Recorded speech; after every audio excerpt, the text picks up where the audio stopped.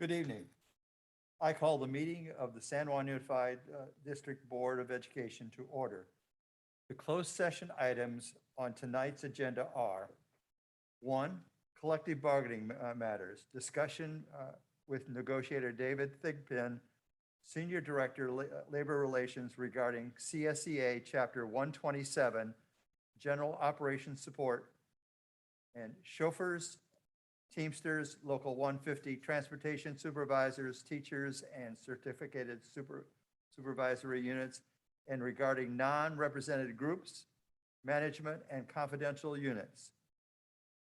The second closed session item are personnel matters related to the superintendent's goals for 21-22. I understand there are no speaker cards for the closed session.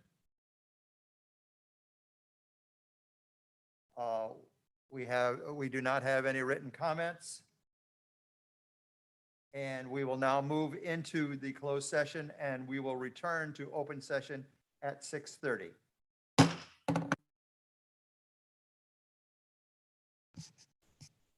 I call the meeting of the San Juan Unified School District Board of Education back to order.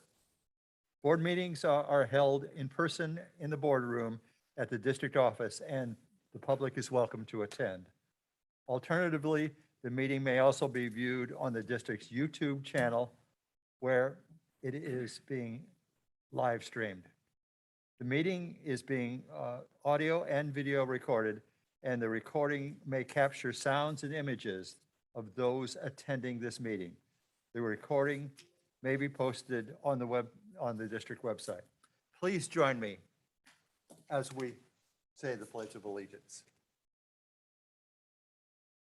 I pledge allegiance to the flag of the United States of America and to the republic for which it stands, one nation, under God, indivisible, with liberty and justice for all.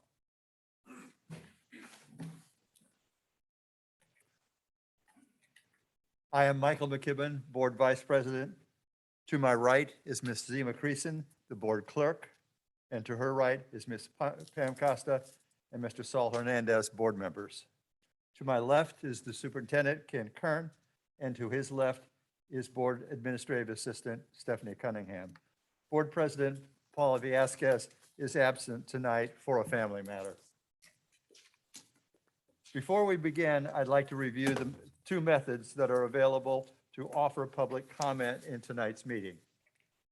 For those of you who are attending the board meeting in person and would like to offer a public comment on items that are on the agenda, we ask you to please complete a speaker card that is available at the staff table, and you will be called on at the appropriate time during the agenda. The second option is to submit a public comment online using the comment form located on the district website at www.sanjuan.edu/boardmeeting. If you wish to submit a public comment on more than one agenda item, please submit a separate form for each item on which you are commenting. Comments received by 6 p.m. today have already been shared with all board members. Comments received after 6 tonight, including those submitted during the meeting, may be read during the meeting depending upon time restrictions. Comments may only be submitted on an agenda item up until the time the agenda item has been discussed. Please note that all public comments are subject to a 2-minute limit or approximately 1,500 characters. We now move to the approval of minutes. We are on item D. Are there any corrections? Is there a motion? So moved. Moved by Ms. Creason, seconded by Mr. Hernandez.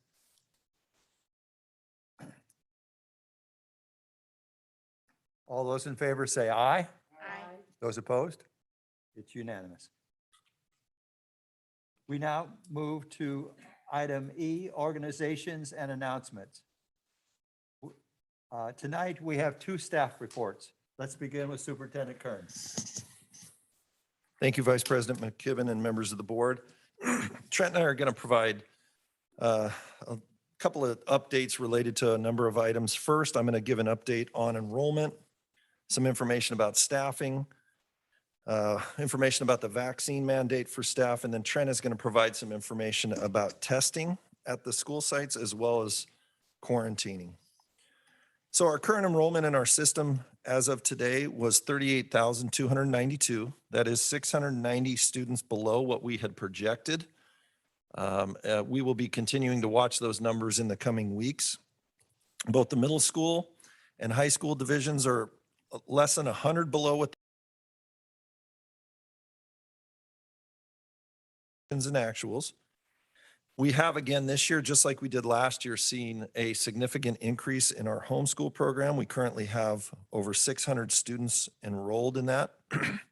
We are holding off on some of our drops, which normally we start those on the third day of school, and we'll continue to do those, specifically related to our refugees and our Afghan population, because we believe that we still have some students and families who had gone back to Afghanistan, and that's the information that school sites have. And so we're waiting and hoping for those students return. So we're saving their spots, and we have not made those drops yet.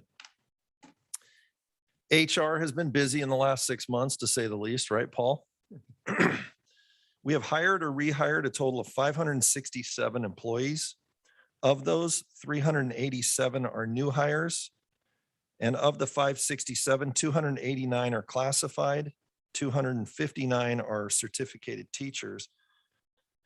The largest number of those classified employees are IAs. I believe we had 189 total new IAs that we hired. And really, we're seeing really a positive impact in that area when we looked at our ELO grant and identifying IAs at our elementary schools in our K through second grade classes. I would encourage you, if and when you go to visit schools, go into those classrooms, even ask those teachers, how are you feeling about that? I had the opportunity at Oakview last week to talk with a teacher, and she was just so thrilled for the additional support and what that's going to do to really accelerate the learning with her students. On August 11th, it was announced that school staff will be required to be fully vaccinated or to be tested weekly. We have until October 15th to fully implement this requirement, but we will be working to meet all the requirements prior to this date. And you should be seeing more information going out in the next week or two, trying to identify the information that we need from those employees and moving towards that process. So Trent, I'm going to turn it over to you to give a quick update on testing and some information about quarantining.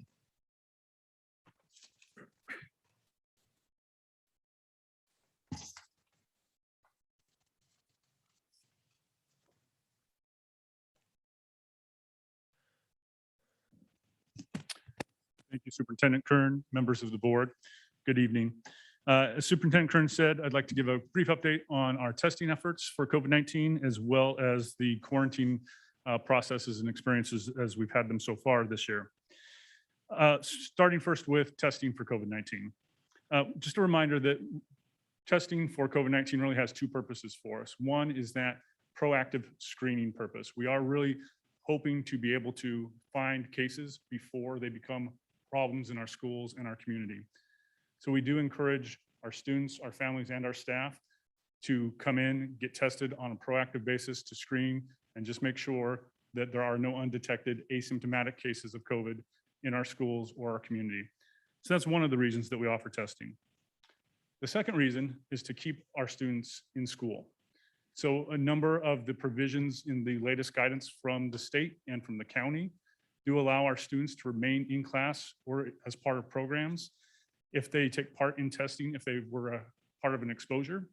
So that's the other reason that we think it's really important that we're able to expand our capacity for testing, and that's what we're working to do, is expand that capacity. As I shared before at our last meeting, we have had testing sites established within the district, and we've been offering 2 testing sites a week at central locations. We continue to do that, but we've modified those hours and extended those hours so that they last far past the end of the school day and the end of the workday. so that our staff and our students and our families have more access to those sites. I can tell you that has been successful for us, combined with the fact that I think there are just more people looking for testing. We had more than 270 folks test with us on Friday. There's a testing site in operation today at Mesa Verde. They've tested almost 250 so far. They were supposed to end at 5:30. They are still there testing right now. So that continues, and we will be continuing to expand the staffing to expand those efforts as we go. The other area where we're trying to expand our testing capacity is at the school site level. So we have offered and asked for volunteers at our school sites to be trained in how to administer or oversee the self-administering of these tests. And so far, we've had over 40 folks who've stepped forward to volunteer so that we can move that testing capacity to the school site level. So those students who are in the modified quarantine, which we'll talk about in just a second, are able to test their school site, as well as staff who, as Superintendent Kern alluded to a moment ago, may need to be doing that weekly testing. We'll have a very local place to get that testing done in the future. The last piece I wanted to hit on for testing is the fact that we do have some support coming from the state. We were notified last week that the state is making available to us up to 30 full-time positions from a contractor that will be coming in to help us expand our testing capacity. That will come in waves. So we do hope the first 10 of those positions will be here within the next 2 to 3 weeks. We'll be using those to staff some of our clinics, but then also push out to help support school sites who have a larger need than other school sites because of some exposure cases or other things that might be going on.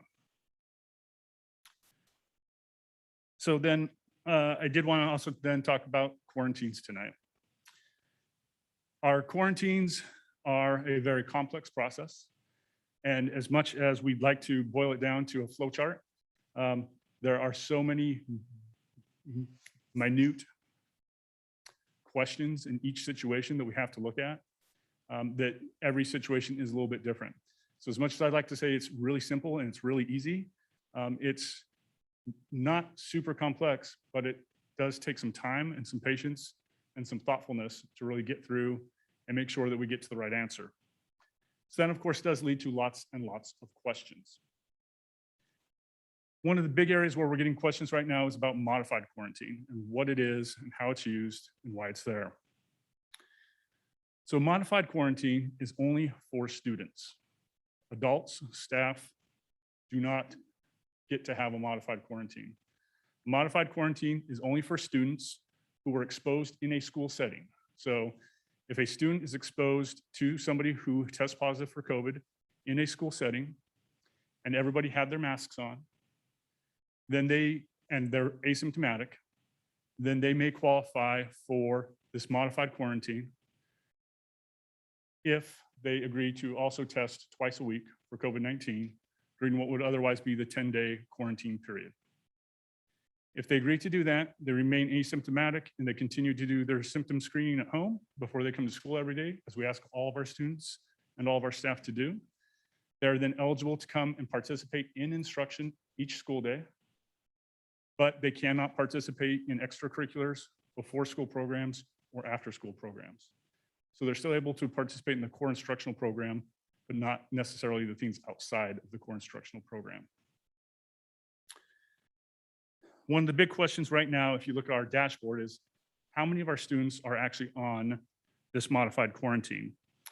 And you used to have a good sense of how many students may be on quarantine by just looking at the number of exposures. But since we have now these two different types of quarantine going on, our data system isn't quite built to break those out right now, so we're doing it all very manually. What I can tell you is of the 2015 exposures showing on our dashboard right now, about 1,800 of those are likely to be these modified quarantines where we still have kids in seats in school. And about 200 of those are likely to be quarantines that are at-home quarantines. So about 90% of those are generally coming in as those modified quarantines. The last piece I wanted to hit on is just how long a quarantine lasts.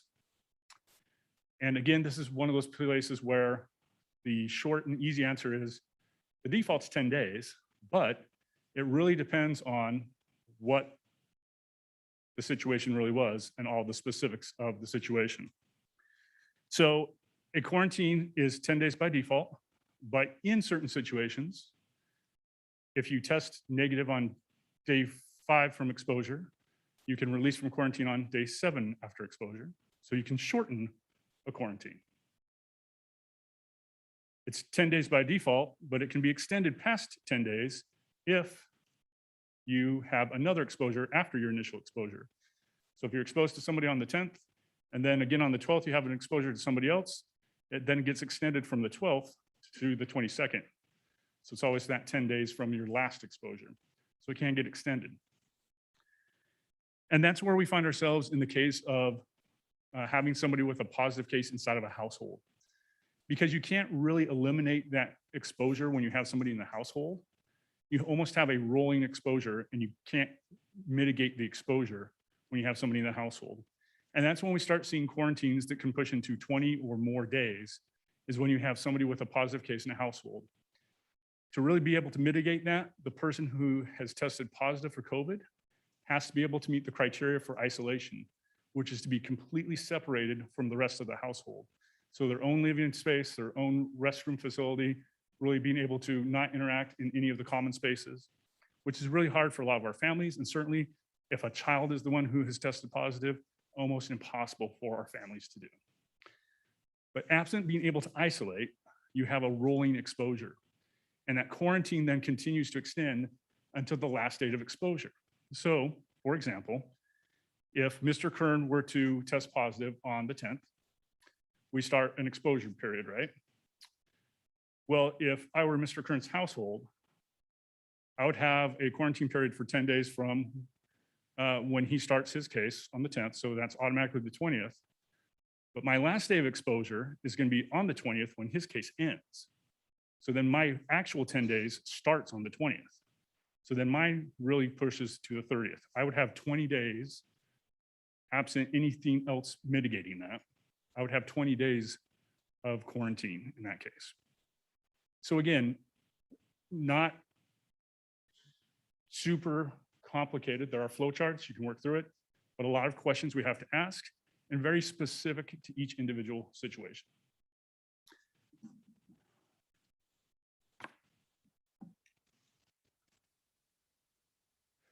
We are now on items E2 through E4, district committees, employee organizations, and other district organizations. Do we have any cards from any of those 3 organizations? We do not. Thank you. We move on to E5 then. There are no closed session actions to report. We now move to visitor comments, item F. Do we have any speaker cards for visitor comments? Yes, we have one in-person speaker card for Miss Maria Grijalva. Please come up. You have 2 minutes. The clock will start when you begin.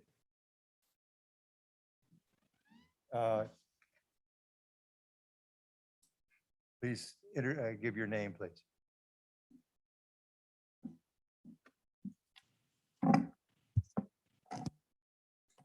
Thank you for this opportunity to speak. My name is Maria Grijalva, and I'm speaking today on behalf of the Benito Juarez Association.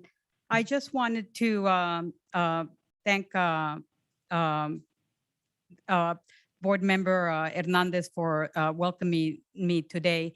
And I just wanted to follow up to the judge's ruling that happened last week. And actually, to follow up to that, social justice takes a long time. And so it's really a war. And what the judge ruled was actually just a battle. And so we really have a long-term, our goals are long-term. And I just think it's important, especially for public comment, because this is really going for the public record, that we really don't feel that we've lost. The judge's ruling is just one step, and we're going for we're not going to stop until we get, what we're after. And so we actually have another petition that's been filed. And so thank you for this opportunity to speak. Thank you. Do we have any written comments that have been submitted? We do. We have 3 comments that have been submitted online. The first is from Cynthia Silva, who writes, I am writing to you because of my concerns with the safety of in-person learning. First and foremost, not all kids are being reminded to wear masks correctly, and even worse, social distancing is practically non-existent. In fact, PE teachers are allowing kids to do physical activities and remove masks indoors without the necessary 6 feet distance. What explains this logic? Furthermore, teachers are not always being the best example for social distancing for their students. At Pasteur Middle School, there are teachers that are leaving masks below their mouths to lecture. What is this saying to our children about mask wearing? That is okay to not follow the safety procedures in place because adults are not doing so. This has a ripple effect on students and needs to be enforced across the board. Also, there needs to be stricter follow through in terms of consequences. My student and their friends witnessed another student being given 7 masks in a single period and ripping each one in order to throw it away. This obvious disregard for the safety of others is completely unacceptable, and we need to actually send students home who don't listen to the rules of the campus.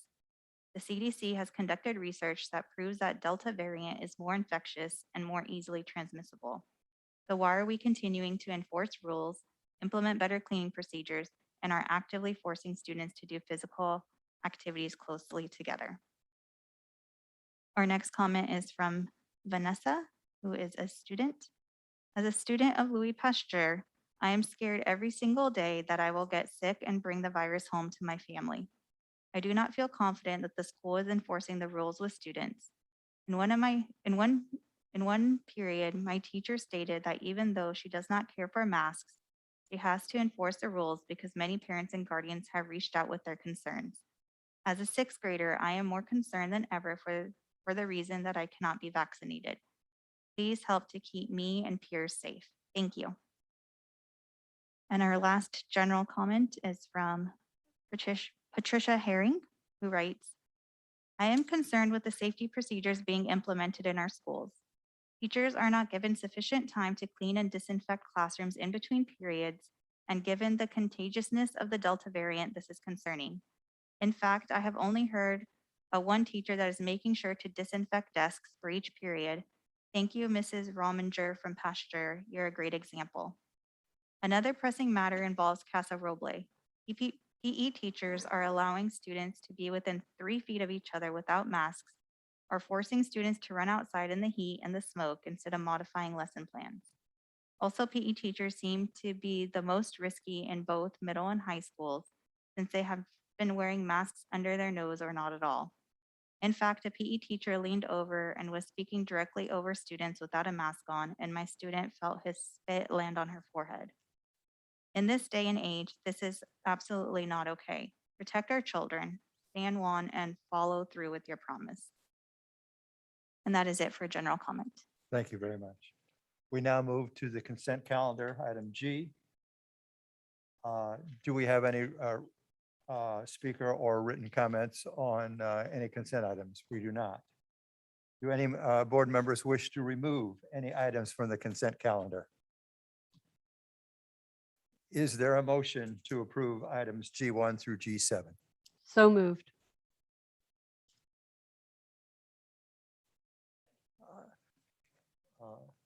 Motion by Ms. Costa, second by Ms. Creason. All those in favor signify by saying aye. Opposed? That was unanimous. We move now to the business items. I1, Ms. Bassanelli.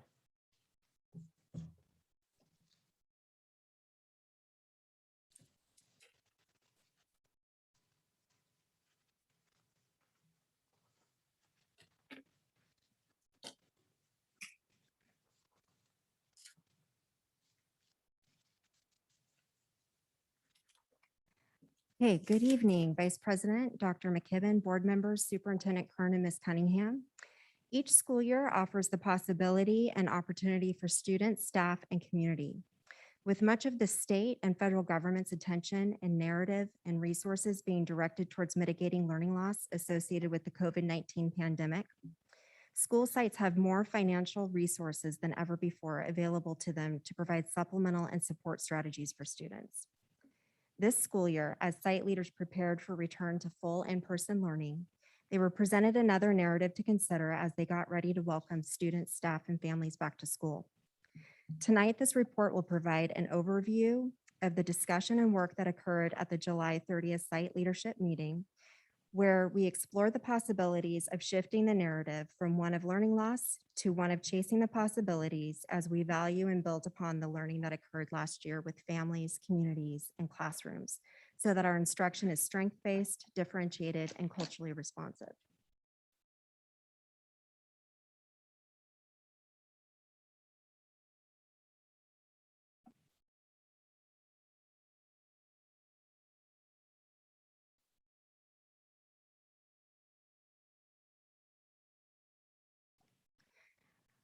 Our system priorities for this year focus on stakeholder voice, equity and access, and continuous improvement.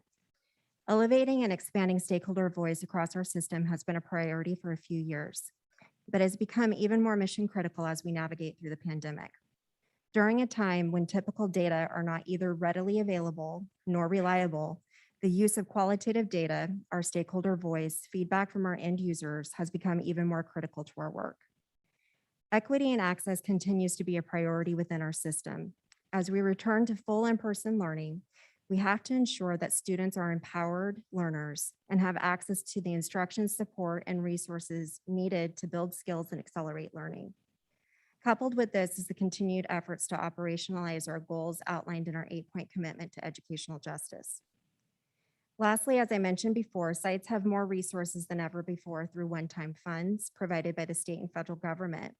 And the time is now to use these funds to leverage opportunity and innovation in our schools, utilizing continuous improvement practices. This involves planning, utilizing a needs assessment, setting goals and mapping actions, implementing the actions and gathering data, and then reflecting, refining so we can learn and improve. In alignment with our system priorities, San Juan Youth Voice advocates were invited to speak with our site leaders. As you may previously recall in former board presentations, San Juan Youth Voice advocates they advocate for youth voice by conducting listening sessions with other students.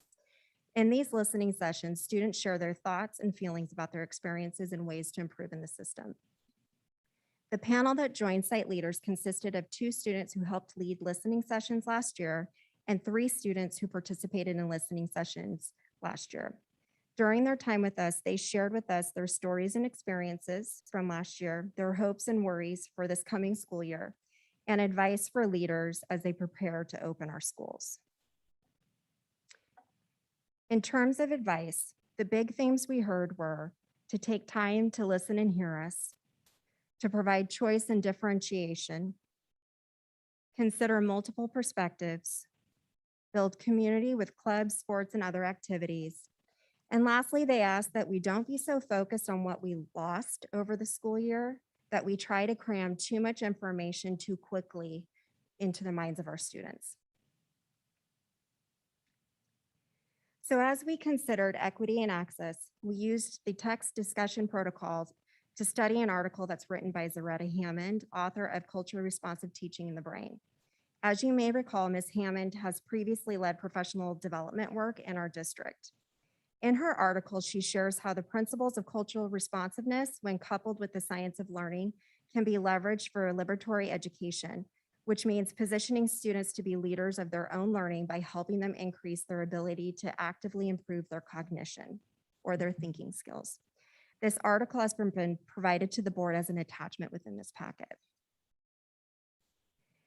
As leaders dug into the article, several quotes were lifted and discussed in small group. One set of quotes centered around the intersectionality of race and learning loss. I would like to read to you the quotes. The educational disparities went beyond the digital divide and access to technology. The more insidious gaps were the ability of students to be independent learners during distance learning. It is clear that prior to the pandemic, we failed to help the most marginalized, underperforming students strengthen their cognitive muscles through the process of productive struggle so that they could carry more of the cognitive load, which left them unprepared for asynchronous learning situations and challenges beyond high school. A majority of these students are children of color from low-income families and neighborhoods. As leaders, we discussed this point and reflected on the past year. As one thing COVID taught us is that we need to do better in preparing students to be independent learners, particularly students of color, low income, and English language learners. The COVID shutdown last year was an act of spontaneous release of responsibility, which is kind of the opposite of what we try to do in education, which is the gradual release of responsibility. As our students and staff were really thrust into an online learning environment that demanded more independent learning than what the system had previously prepared them to do. Another point of exploration was the learning loss narrative. Our dominant narratives around learning loss reveal that we are still oriented around a banking model of learning for Black and Brown children. We see their minds as empty accounts in which we must deposit knowledge. We have framed these students as behind while blaming their teachers and families for not making enough standards-based deposits. This narrative of learning loss takes a deficit view of home-based and community-based learning. It disregards what students have learned in other contexts and what they have learned in class that does not show up on standardized tests. It disregards their existing funds of knowledge and thus fails to recognize the strong foundations on which we could be building.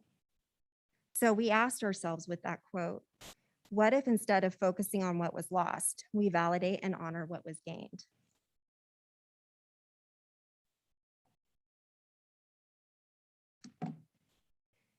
So we asked, how can we avoid falling into a pedagogy of compliance in an effort to get students caught up? What can we do from our leadership roles to avoid this deficit frame? We asked, can we avoid it with the language we use? For example, shifting language from learning loss to language of chasing possibilities or building upon last year's learning. We ask, can we avoid it with the data that we value? For example, elevating stakeholder voice and experience as an important data set that's necessary for improvement, or by focusing on data that represents what was gained rather than focusing on the slide back or what was lost.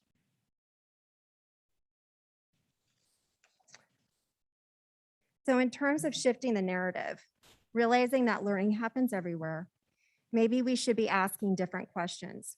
As students devoted less time to traditional classroom-based learning, what did they gain from their home and community-based learning? What they learned no doubt differs, but have students really lost anything?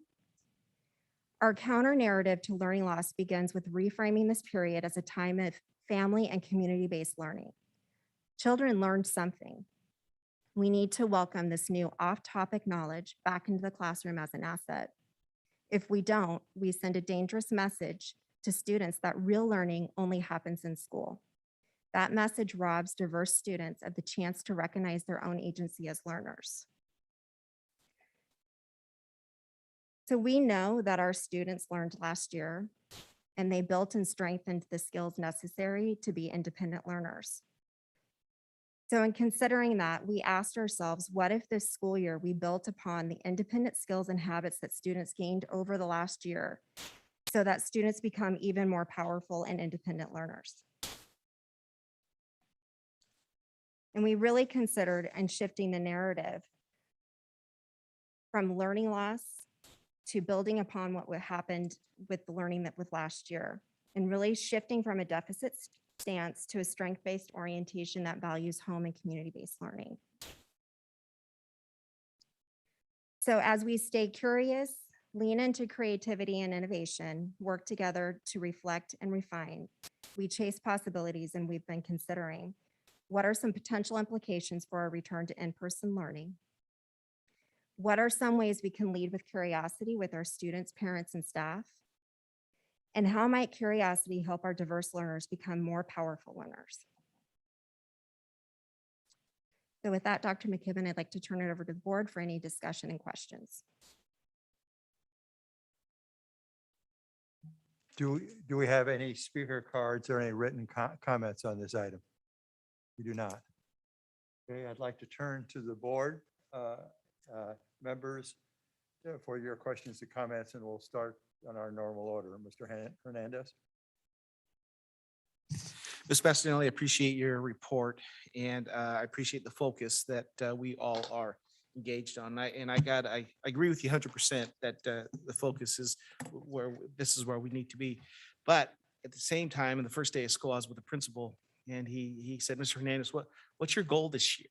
And it really kind of caught me off guard. But I said, I think if we could just try to focus and catch up what we lost last year, and I thought that was a brilliant answer, and he quickly informed me. He said, the method was different. He said, but I could show you data that because the kids were resilient, they actually didn't go back and on reading. And he was gonna, he was quoting me data from a kindergarten class. And so I was very impressed by that yes, it was different for us, and we can call it educational loss, whatever we want to call it. But the fact is, our kids, although they were homeschooled, they had to do something different. And as a result of that, they probably were a little bit more independent and had to focus on doing things on their own. And for that, I agree. Let's gain from that and move forward with our classroom settings down, move forward. And if we need to catch up as fast as we can. But I really appreciate the report. Thank you. I also appreciated the report, and thank you for including the whole article. As I said in my email to you, I found that really a great thought-provoking article, and in keeping with your comment about curiosity, it caused all sorts of things then to percolate for me to start thinking about. So I do believe curiosity, whether it's with a preschooler or an adult, really is what starts the learning process. So thank you. I'm very happy to hear a focus on a strength-based orientation and schools focusing on the learning that took place in homes and communities. And I think that if we can do this as a system and stay focused on that rather than falling into the compliance trap, our kids are going to be better served. So thank you. Ms. Grayson? Thank you for the report. And I don't think it's any secret whenever we center the voice of lived experience, I get really excited about that. And, it's taken straight from the kids. And I'm sure there's adults in the room that felt the same way, but just the words on slide 4 really hit me. Don't be so focused on what we lost over the past year. Because I never had thought until, I was going over the packet, I hadn't thought about the language in that way. But we really are speaking specifically to young people's deficit, not meaning to. So I'm really, I'm glad that we are shifting the language, and it really is in line with a broader nationwide conversation about competency-based education, learning that's, outside of the box that still contributes to overall growth. So I think that's really timely in a lot of other areas. I know in my own home, over the pandemic, my son decided to become a baker. He did not get that from me, and started a website and his little mini small business. And that wouldn't have happened probably in the classroom. And I know that there's a lot of other kids that started some new stuff in that kind of way that just, they're resilient and things come up. So I just want to say I appreciate the shift in focus and that we're listening, and also just want to bring some soothing to some parents and caregivers that may take this as a shift from our commitment to supporting the kids however we need. Just because we're changing the language doesn't mean we're changing the work. The work is absolutely happening. So thank you. Thanks. If I could just add, so when the student speaker spoke specifically about not focusing on what was lost, there was an audible gasp in the audience of our site leaders, because what that student said was exactly connected to what is in the article about working from a strength-based perspective. So it was really powerful to read it and discuss it as a part of the article, but then also hear it right from our students too. It was very validating. I can only imagine being in that room and hearing that at that time, because none of us are thinking of it in that way, but it makes a lot of sense. One of the neat things that we did as Melissa and her team were deciding how to start the year, we talk about valuing student voice. And often at the start of the year, we bring in keynote speakers who really don't know us.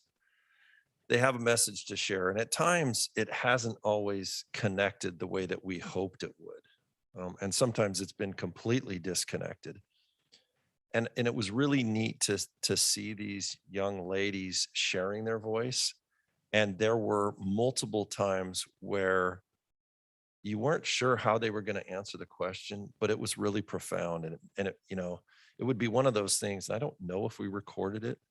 We didn't. Boy, we blew that one, because I would love to go back and hear some of those things they said again, because there were some outstanding messages. And two of the young ladies that were on that panel were actually 8th graders last year. And they shared some of the most profound insight. And it really was, I think, helpful for our leaders to hear. It was helpful for me to hear. And I think that kind of really builds off of what we say. Our actions were there when we talk about student voice.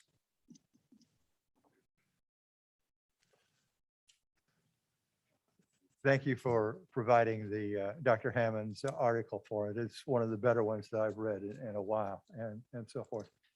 It did take me back to a time when I was doing geeky things like looking at what our STAR teachers had. And basically what we're asking for here was exactly those kinds of things. The whole notion of the ability and having that notion of part of why we're in school is learning how to learn.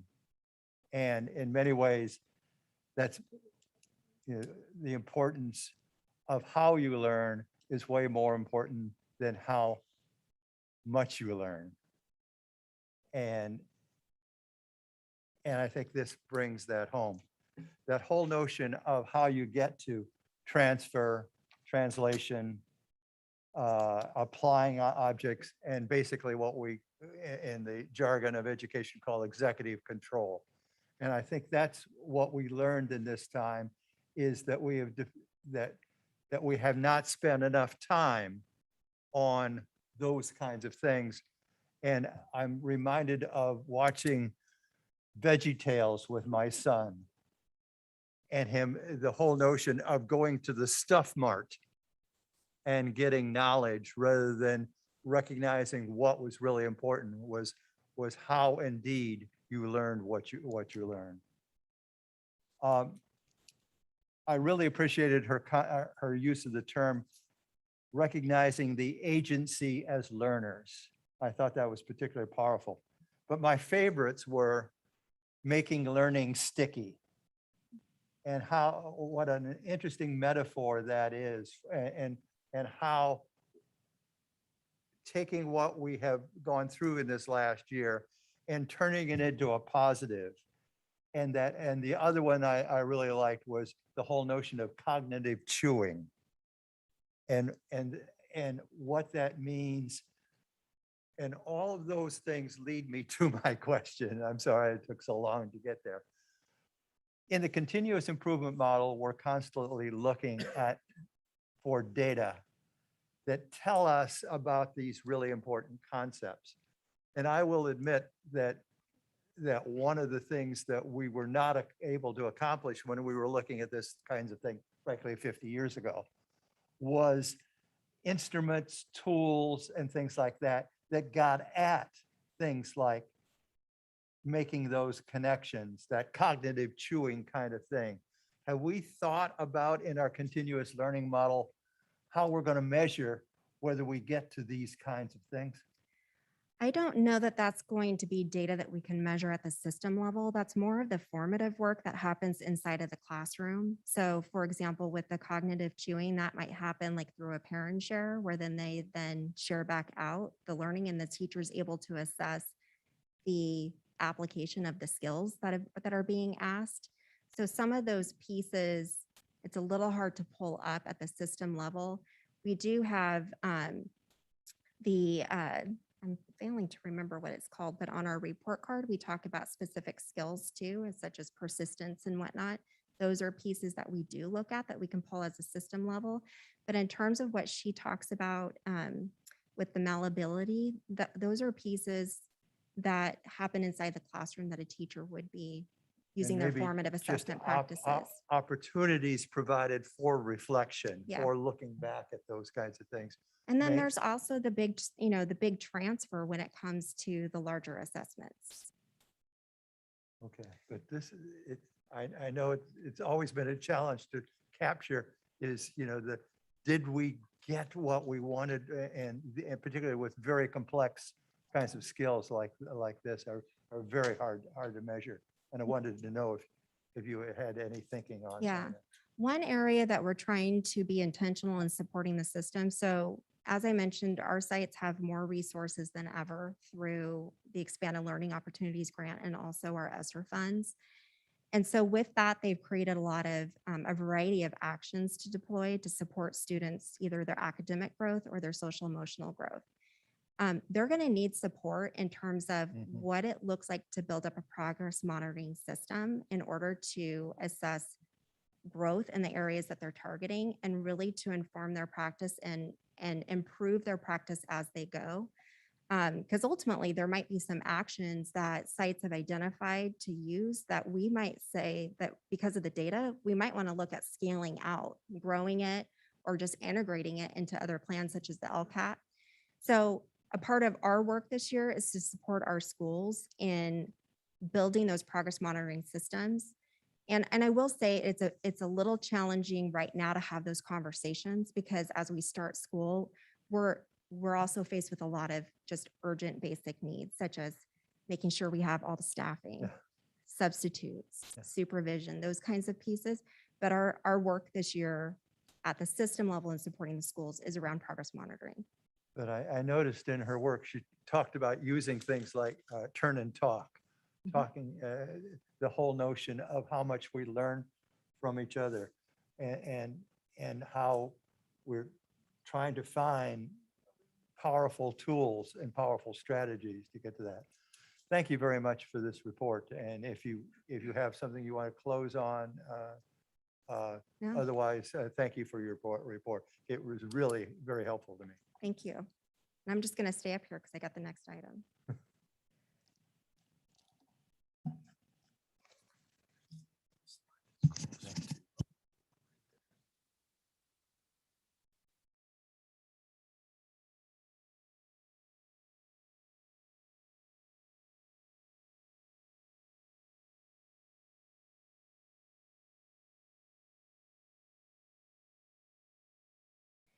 So the start of school, it signals an opportunity for new beginnings.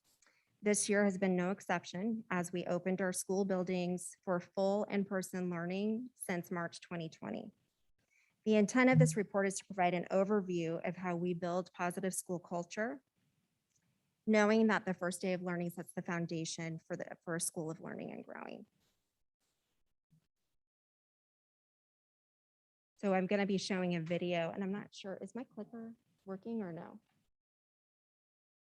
Okay, I'm going to try this. So before school began, our school personnel were really busy engaging students in welcoming activities that were focused on relationship building and engaging families and communities. The video that you'll be seeing provides you a large overview of the activities that occurred at the start of the school.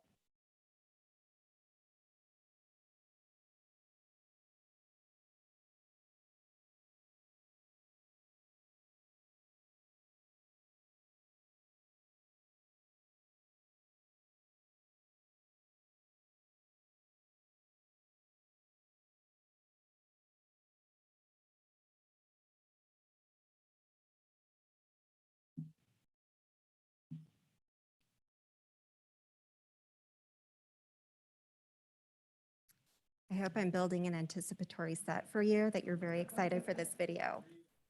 It's a nail biter.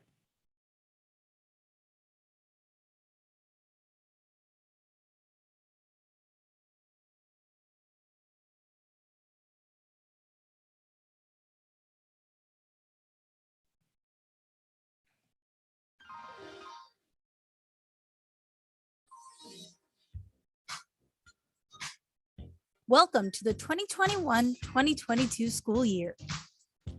Teachers, administrators, and staff have been working hard this summer to prepare for a safe and successful start to full-time in-person learning.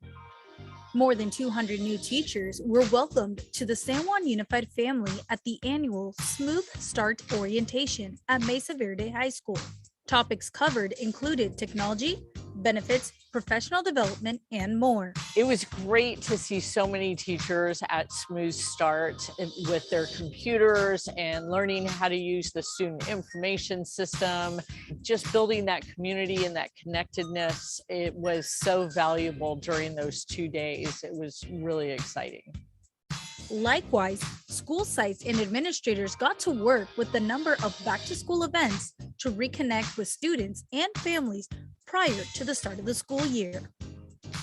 This year's events felt extra special due to the amount of partners that came forward to ensure our students had the supplies they needed to start the in-person school year. We had an outpour of new community partners. And what's really exciting is that they get these school supplies. It's one less thing to worry about for the start of school when you get back into the classrooms on campus and get back into our relationship building. Here's a look at just a few of those events. The Encina Preparatory High School and Greer Elementary School resource pop-up about kids donations, which gave each registered student a backpack filled with supplies and a new outfit for school. And the staff meet and greet events at Carmichael Elementary School, Lycan K-8, and Greer Elementary. The first day of school took place on Thursday, August 12th. A number of new buildings made their debut on that day. Del Campo High School students and staff took their first steps into the school's signature project, a science building with a media commons library. Just check out those vibrant colors and the state-of-the-art classrooms. Kind of a surreal experience. I haven't been on campus since the 13th of March, 2020, so it's cool to be back. Arden Middle School celebrated their new campus. There's still some work to complete on the exterior landscaping, but the next generation classrooms, science classrooms, broadcast media studio, library, and outdoor quad spaces / amphitheater were all put to good use on the first day. Well, not only is it great to be back full-time, but we get to come back to this, a brand new school. Super duper excited to be back full-time. And even for like eating lunch, the main places were a couple benches out front and the cafeteria. So now we have way more places and we can eat around the school too. And finally, students on the West End celebrated the grand opening of Katherine Johnson Middle School. We are feeling really excited and happy to see our scholars on site and say, welcome to Katherine Johnson. The school year is definitely off to a great start.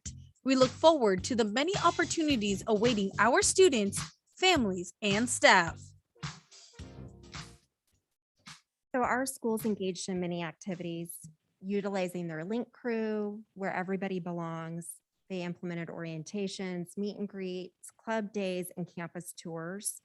As you can see, that was just a snapshot of what occurred, but we wanted to take some time to go a little deeper into the family and community engagement activities that also took place that supported either our school sites and getting kicked off or just our community. So I want to invite Amy Reve Gregory, who's our Director for Family and Community Engagement, to describe with us a little bit more of those activities.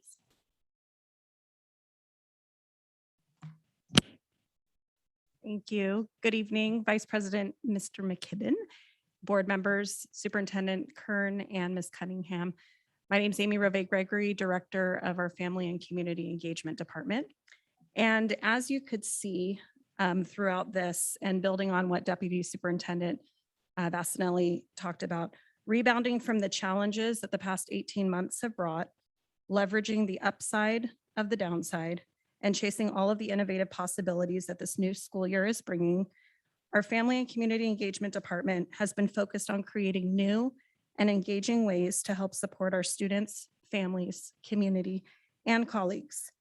As you saw in the video, and will continue to see in these upcoming slides, none of these welcome back activities would have been as successful as they were without the support and generosity of our community partners, who you'll now get to hear a bit about. So in this slide, this is our underground clothing connection. It's situated out at Sunrise Mall, and it's a partnership that we have with the Citrus Heights Homeless Assistance Resource Team. They provide information about the district's underground clothing connection and resources available for students and families with insecure housing or other transitional needs. So our department stationed themselves out there throughout the summer to help out at letting community members know that we're shopping at Sunrise Mall, that we're visiting there, all about what this partnership is. And then also connecting with our McKinney-Vento department to ensure that all of our students and families that had insecure housing or were in transition had that ability to help participate in attending there. You can see a picture. It's actually fantastic. If you've never visited it, definitely check it out. It's fully stocked with clothes, shoes, all kinds of materials and supports that would be helpful for our families.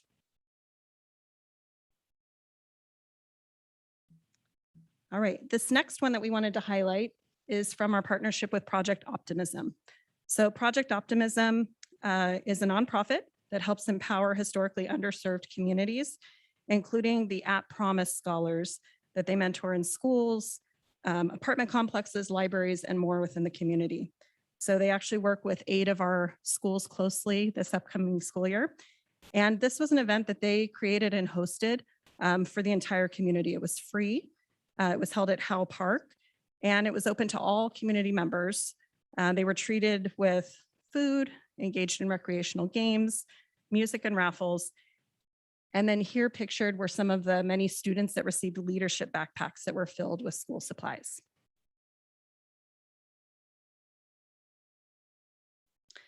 In addition to the food and resource distribution events that our department has been hosting at various sites and regions throughout the summer, our immigrant refugee community partners jumped right in to help us host last week an emergency food and supply distribution to help support our Afghan community.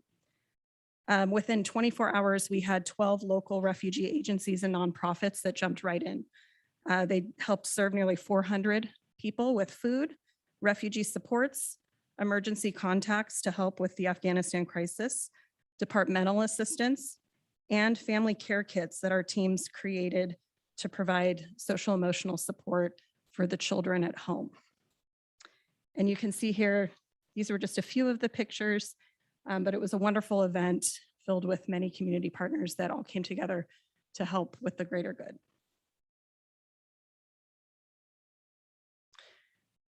Next, to continue promoting family engagement and cross collaboration between departments, FACE has been partnering with various teams to co-present professional development and provide resources at various events to help build and strengthen engagement with our students, families, and colleagues. Additionally, our team is visiting each school site. We delivered welcome back baskets to the front office and administration teams filled with appreciation goodies and helpful resources to kick off a great school year ahead. Working closely with the schools and departments, we're helping what we call pep talks, which are our parent engagement plans with each school site and department to help build and strengthen family engagement this year. And additionally, we have partnered now with San Juan Central to provide a family ambassador that is stationed there directly to welcome all of our families that are coming in and enrolling and preemptively help identify supports and resources to assist them. That information is collected, immediately provided for families that need those immediate supports, and then sent over to the administration teams at the school sites so that there's no gap in any identified services. Providing opportunities for our families to engage in multiple ways while helping to preemptively support and resolve any challenges that they might be experiencing or questions they may have. We have now launched this weekly virtual family power hour. It's an evening Zoom for families. Families can call in, log in every Wednesday for the first month of school. Information about common back to school questions are answered. We have departments that join in that are able to answer questions and provide immediate resources. We have our translators who do a fantastic job helping assist, and then a question and answer style session at the end. So as you can see, our community partners have really gone above and beyond, from backpacks, school supplies, and first day outfits to food bags, scientific calculators, welcome back treats, and more. It truly takes a village to kick off a great school year. And our San Juan district is blessed with the best village. And here's just a sampling of some of the many community partners who have jumped right in to help us make this school year ahead the best that it can be. We couldn't do any of this work without them. And we're thankful to all of our community members who've given their support to our students, families, and schools. And with that, we'd like to turn it over to the board for any questions or discussion. Ms. Rye, do we have any visitor comments or cards? We Oh. do have 3 comments submitted online for this item. Would you read those, please? Of course. The first is from Brianna, who is a student. Within the start of the school year, I have found myself completely concerned and stressed. When I started the school year, I was promised everything would be safe. Desks would be cleaned, masks would be enforced to be worn the right way, and social distancing would be necessary. While attending the school firsthand, I have seen little to none of any of this. Students always have their mask under their nose or almost completely off, and most teachers will say nothing to the student. While there are a few teachers that remind the students still don't listen. Every day I come home, I'm scared to bring something to my family, most of whom are too young to be vaccinated. I feel that we can do better. Thank you for your time. Our next comment is from Anonymous. It is absolutely critical for the sake of safety and for keeping classrooms and schools open that COVID rapid testing be made more easily accessible to staff, students, and families. The availability of testing is despicable. First, it was only offered midday twice a week, and admin had to scramble to find coverage for classrooms for staff to go get tested. Currently, it is offered still only twice a week, but now after school hours with lines so long that people were waiting over 2 hours. With over 2,000 current district-wide student exposures and almost 100 staff exposures, the district needs to do better to make testing more accessible. We want to be safe, we want our students to be safe, and we want to keep our classrooms open. And our last submitted comment is also from Anonymous. I am a San Juan classroom teacher, and I am begging all parents to please pre-screen your children prior to sending them to school. 10 days into the school year, and I have already had kids arrive to my class with symptoms listed on the COVID-19 pre-screening checklist, and it instantly puts everyone on edge, especially in an elementary classroom with all unvaccinated children. If you are not sure whether or not to send your student to school, please call your school office, but please make the choice to keep your child home if they are ill. And no matter what, please make sure your child has a good fitting mask and knows how to wear it. And that is the end of our submitted comments. Okay, and we had no speaker cards. No speaker card. Okay. I'd like to turn to the board for their comments and questions. Mr. Hernandez.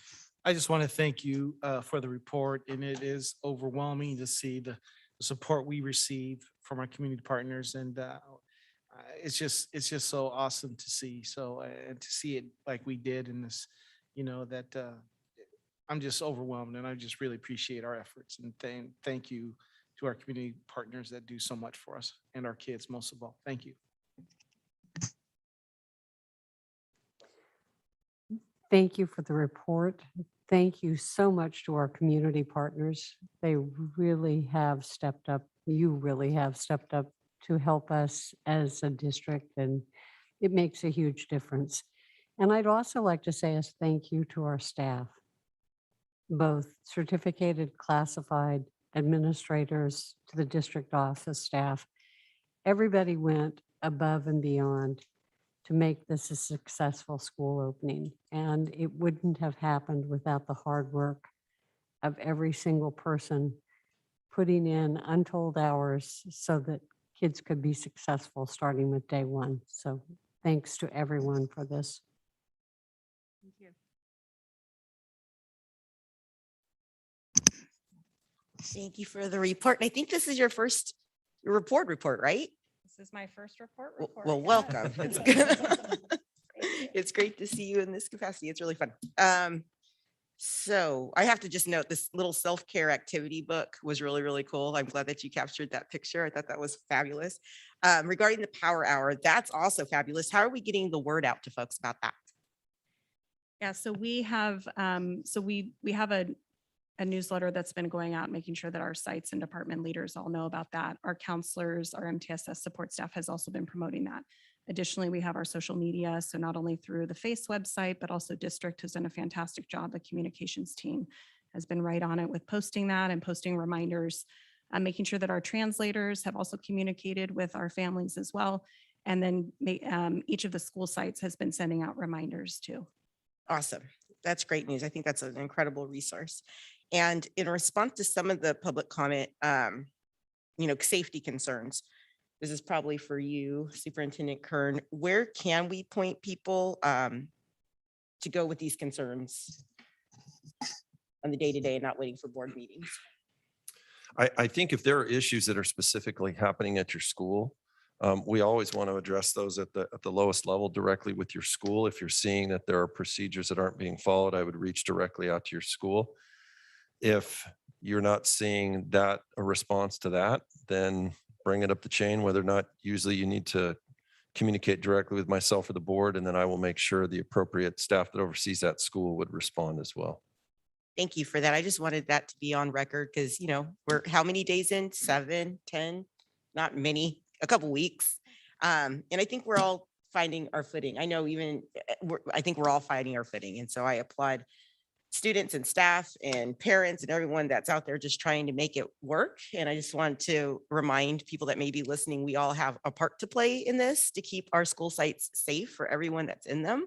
And let's be supportive of each other. This is new for everybody involved, especially our littles, even the big littles. It's new and it's different, and they've been in a box for just like the rest of us for quite some time. So let's be helpful and try not to bring out the stick right away, because they need our support. Thank you. Amy, I just want to say thank you to you and Luis and Natalia. This is a much different start of the year report than we normally gave. We usually kind of paraded a bunch of people up here and gave you some information, but we really thought this year and really moving forward, focusing on all the partnerships and what it takes to get us to this point, letting you see really the voices from the field. Like you mentioned, Ms. Creason, that young man from Del Campo says, I haven't been in school since March 13th, so a year and a half. And so just that excitement there. But to see an auditorium filled up with backpacks, to see Armani and Project Optimism out there with those kids with Project Optimism backpacks, it takes everybody involved in this. So just thank you for your leadership. I'm actually excited to see as we continue to expand these partnerships and taking it to that next level. I was unaware of that, the Sunrise Mall piece that was in there. So thank you for sharing that. I'm going to try and get out there and visit that. Thank you. Finally, thank you. What I did notice was that the partnerships were from all over the school district and so forth. And I appreciate that, and continued success on building our partnerships and so forth. Thank you very much. We'll move on to item I3 now. I3 relates to Board Policy 6158 on independent study. Ms. Schnepp, and that looks like her team.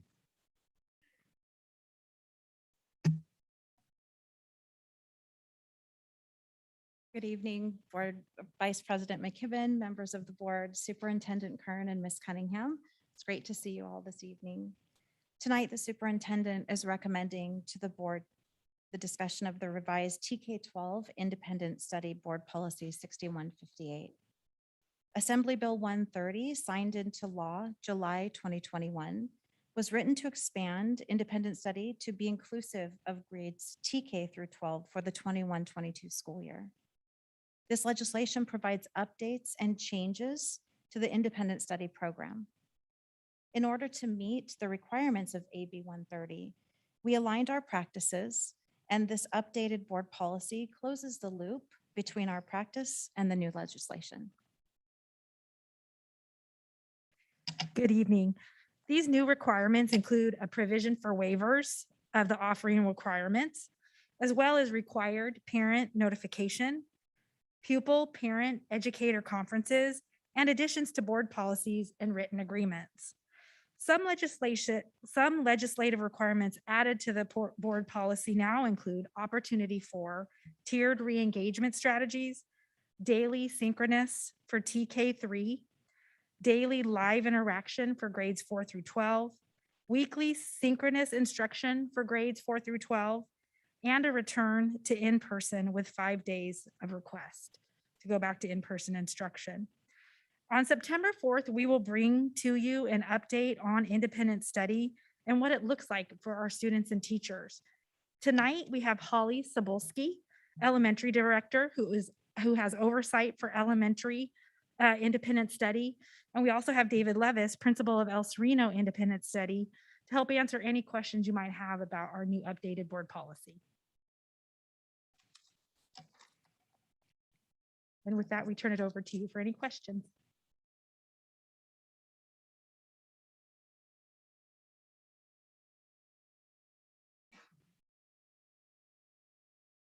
Before we go to questions for the board members, I wanted to ask, are there any speaker cards or information? There are not? Okay, then we will turn to the board then. Ms. Creason, do you have anything? Okay. Just hoping thank you for the report. And just for the record, can we share, because I know that there have been questions in community about, well, why is this just happening now? And a lot of that has to do with the timing of the legislation. If I'm not incorrect, it was like a week, maybe a week and a half before school started. Is that right? That is correct. And we had 30 days to update our board policy. So I just wanted that stated for the record. We weren't lagging. Like we're getting it done as we get it. Really random question. So El Sereno, I haven't been back in quite some time and I can't wait to come visit, especially in this new normal. I'm sure things are quite different. And a really important question, do you still have the turtles? No, unfortunately, we do not have turtles. I have a camellia now, but no turtles. I definitely need to come out. Okay. And then another thing I wanted to point out for the record too, I know we were getting a lot of questions, understandably so, about our students that chose to take independent study, but wanted to be able to go back to their home school, and just wanted to say for the record that that is the case. Folks do not have to waive their homeschool placement. They can go back, going through the process. So yeah, that's it. Thank you. Thank you. Unless you have something that you further that you want to say, thank you very much for this report. This is a discussion item tonight. It will come back for action on the September the 14th. Is it okay to put it on consent? I'm getting nods. Okay, thank you very much. We move now to item I4, a public hearing related to temporary interfund borrowing of cash. Good evening, Vice President McKibben, board members, Superintendent Kern, and Ms. Cunningham. Superintendent is recommending that the board hold a public hearing, review and adopt resolution number 3073 to permit temporary interfund borrowing of cash. Any questions? Okay, are there any, nothing from the public? Okay, board members. I'm seeing no's. Okay. We need to do the public hearing. I call a public hearing related to the temporary interfund borrowing of cash. Are there any comments related to this item in the public hearing? Seeing none, I close the public hearing. Thank you. Okay.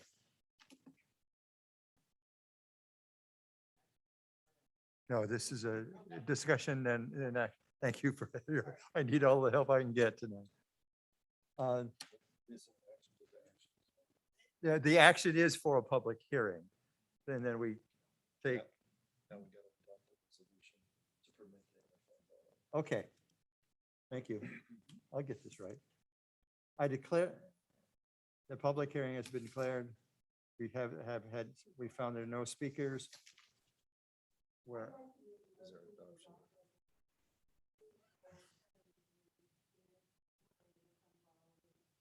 Is there a second? Okay. Are there any further comments? All those in favor signify by saying aye. Those opposed, it's unanimous. Thank you. Okay, I'm a little out of practice here. So. Okay, we now turn to board reports. Are there any board members that have reports? Mr. Hernandez. Just want to quickly, I was very fortunate on the first day of school to be able to attend elementary school and the high school. And more than anything, it was just great to see kids back and to see their smiling faces. And I mean, it was just a great day. That's all I want to report. Ms. Costa. Ms. Creason? Well, I wanted to report a couple things. One, we had our first LCAP meeting last week. We have, except for 2 more students that will be nominated, we have a full complement of LCAP people. They did go through a new election of chair and vice chair. And we're looking forward to the new year with 6 new members and so forth. And we will looking forward to a very productive year. The second thing I want to talk about is that I went to a football game last Friday, and it was Casa Roble against Placer High School Hilltoppers, I believe. It was one of the best high school football games that I've ever seen, and it even ended up with, in the last 2 minutes, the right team won, Casa. But it was great to see students on the field, the cheerleaders, and literally about 3,000 people in the stands, which I was very, very impressed with, and so forth. And I'm looking forward to more events and as we go. But that was very exciting to see a really good high school football game. If there are no others, let me see where I'm on schedule. Do we have any board members that want to add agenda items to future board meetings? Yes. Ms. Costa. I was going to ask for an item about quarantines, but Mr. Allen did such a great job in his staff report that he actually took care of all of the things to date. I'm sure it'll shift again and again and again, but for right now, that was really helpful. Thank you.